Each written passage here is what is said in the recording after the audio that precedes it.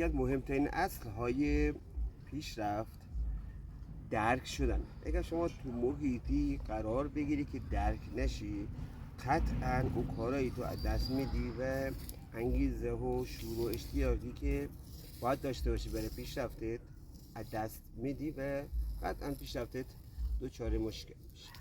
باید جایگاه رو جوری قرار بدیم که افرادی که دور و بر ما هستن ما رو درک بکنن، افرادی مشابه خودمون مثلا باشن. مثال میگم، شما مثلا گرافیک کار میکنی، میای توی جایی مزرعه‌ای، آدم هایی که سررشتی از اون ندارن، تنها چیزی که از شما میخوان نهایت اینه که اینو مثلا روشن کنی یا رمزش عوض کنی یا رمزش پیدا کنی، یه چیزایی نزدیک به این. نمیدونن که شما چی کار میکنی و مثلا شغلت چیه، درکی از اون ندارن. برای همه کار این داستان رو داریم. اگر که ما بتونیم درک بشیم نسبت به اطرافیان، این قطعا رشد سریع‌تر و بهتری داره.